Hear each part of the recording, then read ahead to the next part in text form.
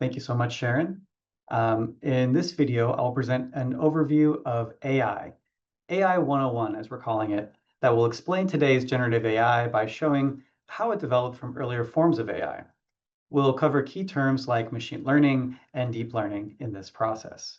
So, in its most basic sense, artificial intelligence, or AI, means computer systems designed to do tasks that usually require human intelligence. The idea isn't for AI to replace people, but to help perform tasks a human would typically do. The earliest forms of AI were programmed directly by people.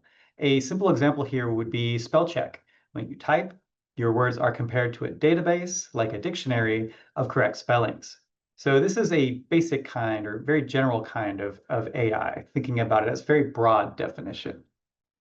So within AI, next we have machine learning, which is a part of AI. Instead of being told every single step, machine learning programs are able to learn and improve over time. They can do this because they use huge amounts of data and powerful computing resources. While machine learning has been around for a while, it's only in recent years that we've had enough data and powerful enough computers to make it truly effective.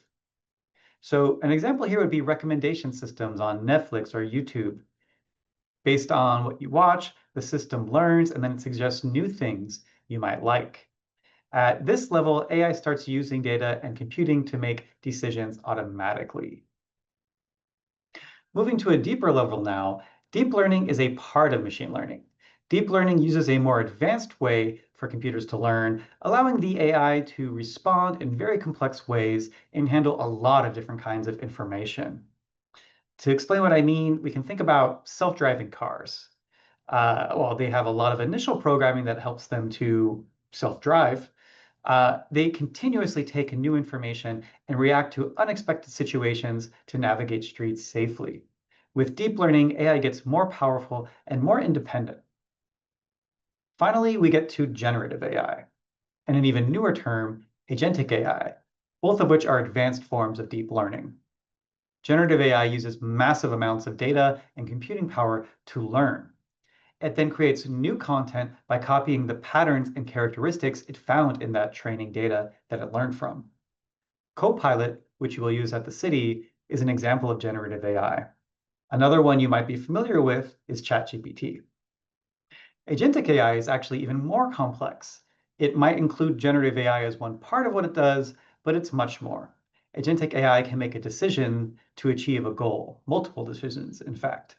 For example, it can be given a broad goal, then figure out a plan, search the internet, and summarize what it has learned to achieve that goal. So in this overview, what we really want to stress is that AI becomes more resource intensive as you move from a basic system to a more complex AI system. This point is important for later discussions we will have in these videos about using AI ethically at the city. One final point we want to make is that because AI relies on so much data, it's crucial that people check the quality of this data. If you're working with data, you need to check the quality of your data. If an AI learns from poor data, it will produce poor results. Good and diverse data makes AI powerful and useful.